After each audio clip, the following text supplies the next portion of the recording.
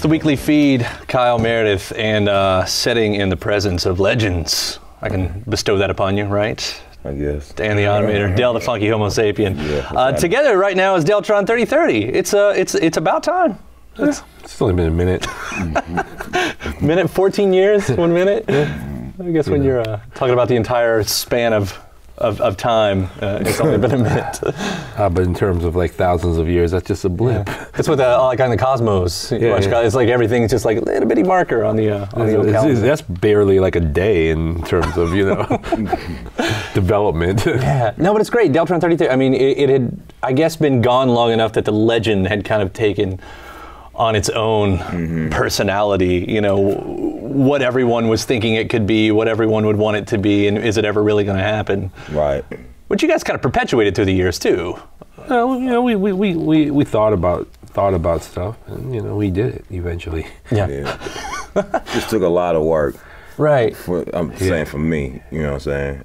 I'd say for Automator too. Yeah. You know what I'm saying, a different kind of work. You know what I mean? I'm not trying to belittle what you was doing, you feel me? Yeah, no, I hear you. Like what I was doing more important than that. No, I'm not saying that. It was all good. It just, you know, realistic. He was waiting on me, basically. Right. Because he had already had like sketches and stuff. Him and Koala already had sketches done. I know you said you had to do a lot of research for it though too, right? I've read that. Like there was a lot. Yeah. You don't really think about it. Most lyricists, I guess, you know, it's whatever comes to heart, whatever comes to mind. But you're working on a concept like this. Well, I think you can go beyond that in the sense of like, you know, if you listen to a Del record from his whole any point in his career, whether it's like Sleeping on My Couch or something, it's a subject, and I'm not saying whether it's timeless or not timeless, but it encapsulates a moment in time. I think a lot of the records you hear nowadays, or even whatever, it's disposable music, especially now. People have not only do the consumers have less value placed on music, but the artists have less value on the music they're putting out to a good degree on a lot of people. Not everybody, but there's a lot of records that like I think they're going like it's hot for about a minute and this is not that kind of record. That's all. No, it's not that kind of record. I mean, you can turn on pop radio right now and it's. I mean, you know that you're never going to hear that song again, and it blows my mind. Like, why put all the time in it? Why put the money in it if you're not shooting to make a classic? Right. You know. They're thinking they're gonna get proceeds that they're probably not gonna get.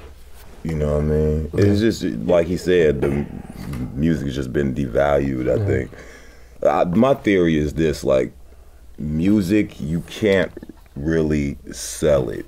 You know what I'm saying? Because it's intangible. Yeah. You can't see it. You could hear it. You can't smell it. You can't hold it. You know what I'm saying? The only way you can hold it is if you got some kind of container to hold it in. So that's what the music industry did. They came up with a container for it. Yeah. And since they was the representatives of it and kind of just spoiled. But actually, you know what I'm saying? One thing to that point though, they didn't come up with the container for it. That's why it is how it is. Because if the music industry had come up with the container, they would keep making money. You know what I mean? The computer industry came up with the container and they have to work with it now. You know what I'm saying? You think so? Oh yeah, absolutely. Because look who has the market share. It's iTunes. That's not the music industry. That's the computer industry. You get what I'm saying? Like now. Yeah, but I'm saying, as time has gone on, the container actually got moved away from the music industry when they had and then so that's why they're having all the problems they're having right now. Well, in a more literal sense, though, you've been a kind of a proponent of giving away music for free anyway. Yeah. You know, for a lot of time. I mean, it's not like you're the only one doing that, but it almost seems like even a point of saying, you know, as you said, you know, what's it worth? Here's the music. Here's the music. I'm not afraid. Yeah. You know what I'm saying? Like, go ahead. You gonna buy it. Is how I feel like once you hear what I can do, you gonna support it. You know what I mean? So I'm not afraid to let somebody listen to it. I would want to listen to it myself. And I find other means to find music myself. I'm no different than a lot of kids out here, you feel me? So I can understand that, you know, but like I said, like I feel like once you hear it, you're gonna be like, okay, and the fact that I'm doing that and I can relate to people like that, I find a lot of people like, okay, you a real dude. You ain't like other people. Like I could trust you. Right. You know, kids can't really trust adults a lot of times. You feel what I'm saying? As I'm getting to be more of an adult, I'm figuring that out. Yeah. No, but so I guess the trust then is coming back that you'll still be able to have a career. You can put the music out there, but you're still going to find a way to support yourself. It's all very complicated. I think is the way to put it. But like I think the need to make the music and have it be heard under the circumstances for which things are going on right now is just makes it part of the whole deal and part of what we have to deal with. I mean, realistically speaking, the market share of the record business has shrunk almost like 20 whatever percent per year for the last I don't know how many years, and so there is that issue, you know what I mean? And people do have to understand that eventually artists can't afford to make what they want to make based on financial You've got to do it the other ways, right? Constraints, but at the same time, all that, it is how it is right now, so that's what makes sense. Yeah. Well, I want to come back around to the new record with Event 2. It was more or less written over a long period of time, and when you're working on a concept album like that, how do you keep it cohesive? Because it seems like, you know, to be in such a mindset, it would be really taxing to have to go back into that over and over and over just to complete the piece. It is. But I will say this, Del told me one thing one day, and to me, it kind of sums it all up. Obviously things change over years, so your point of view changes over the years, but in actual practice, all the Deltron stuff is just about the nature of man. And the nature of man is not something we have to cultivate or whatever, it just is. Doesn't matter who's in office. Right. It's going to be like that, right? Yes. And once I understood that, it's like we could go anywhere with the thing, because if it's like about war or it's political or it's about love or whatever, about money, it doesn't really matter. The underlying point is still the nature of man, and that's not something you have to work to keep together. It's just more cohesion in terms of style than it is in terms of subject matter, I would say. I've met like a few people, like I could count them on one hand probably, that are probably like the worst people that I've ever met in my entire life. They're like my examples of what I don't want to be. Right. And what I feel like nobody else should want to be either. You know what I'm saying? Like complete psychopaths. So any story that I would like to create, they have given me that gift. You know what I'm saying? I could keep on generating stories forever and ever off just them few people and just change the name, change the scenario a little bit, you know? Because it's all the same pretty much. You know, it's just how you get from A to C, what B is going to be. That's really the meat of it, you know?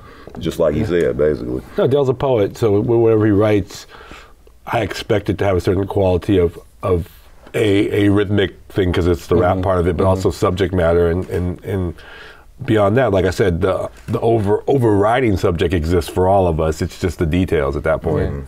Is it too narrow then to call you guys a political group? No, I think it's very political. I think everything is politics, though. But go ahead. No, I think it's very political. I think that like the difference between our record and like whatever another record, like for example, if you're like, I'm going to go to a club, you know, smoke a bunch of weed, do Molly, and pick up girls. That's a lifestyle record. You know what I'm saying? And they may not be worried about the repercussions of this or the whatever of that. And that's fine. You know, I mean, it is what it is. This one, on the other hand, we're thinking about what's going on, so approaching it from that point of view by nature makes it political versus what's going on in the market on the other side of the market. Now, if you thought we were like, or if we were to say like we were always political, I would say that's not exactly what we were doing. I think there's a bit of fantasy to the whole thing, except for the fact that as time has gone on and things happen, you start to see how it all relates to real life, because it was an observational record. So by nature, an observational record has a sort of a political bend to it, because what you observe and how you interpret it makes it that way, versus someone going like, I got 22-inch rims, I got money, I'm going to go smoke Molly. It's like, or smoke weed and do Molly. It's not the, you know what I'm saying? It's not, it's like there's, it's a rough night for somebody. That's I mean, you know. But then when you do that, you're not, you're coming from internal, I guess, you know what I mean? You're not looking at the external forces. It's all an internal lifestyle thing at that point. And since I'm going to say 75-80% of the records, like especially rap records, kind of go from that side, then are the other 15 political? Is like a Nas political? Yeah, it's all political in that way. So yes. I mean, if you want to look at it in the broad sense, then it's you know, your version of the future is a pretty grim look at the future. But if you're calling that, you know, just taking from the present, I mean, your vision of the present is looking pretty bad too. And not to say that, you know. But is any of it not true? Lousy stuff happening out there. No, I'm on your side on this. I don't think we made up anything that doesn't have a seed of truth in the present, in the future. You know what I'm saying? Like, I don't think anything. Or the past. Or the past, yeah, exactly. Right. Like, there was Mongolians or whatever running around chopping fools' heads off. So no, exactly. Worse than that, I don't know. I think pretty much science fiction, as we learned, this record kind of is in terms of. I think we thought it was futuristic when we made the first one, like a futuristic romp or whatever, where it's more science fiction, and science fiction kind of only really works well when the present is established, right? So the future has something to bounce off of, and the future is generally a commentary on the present, generally. You know what I mean? And so I think with that in mind, all the stuff that we're talking about here, there may be a futuristic creature involvement or whatever, but it's more of a metaphor more than anything else to what's going on right now on some level, if not all levels. Well, I guess what I'm really asking for you guys personally, I mean, is there any optimism? Do you wake up and read the news and go, man, you know? I don't read the news. I mean, I don't read the news. I don't watch. You won't get out of bed. You're gonna get out of bed if you read the news. Turn the push notifications off on your phone and everything like that. I mean, you know, not everything is bad. Obviously, things are good all over the place, but there is a lot of, especially on the upper end of power. There's a lot of abuse of power. I mean, this is days after the Hobby Lobby thing that's got everybody talking. Yeah, exactly. And which is, but once again, it's the nature of man. It's the money. Again, who's paying the money to make them go that? You know, to say that, and that's where you get. You know, I mean, we get Supreme Court justices or whatever, like, oh, we're politically party affiliated. Why are we doing this? It's because that's who funds us, or like, and then it's like it's which all like already, right. So we already know that. I'm not even tripping. I mean, it's not surprising to me. But none of that is based upon my day-to-day life and what I got to do. You know what I'm saying? Well, none of that's going to affect me pretty much. Like, if I want to go eat something, I'm going to find a way to go eat something. I don't really care about all this other stuff. Right. Like, it's up to you as a personal individual what you're going to do despite what's going on around you. No, you definitely have to carve out your life, because otherwise it becomes despair. You know what I mean? And also the other part about it is like, we live in the United States, which has a semblance of a lower middle and upper class.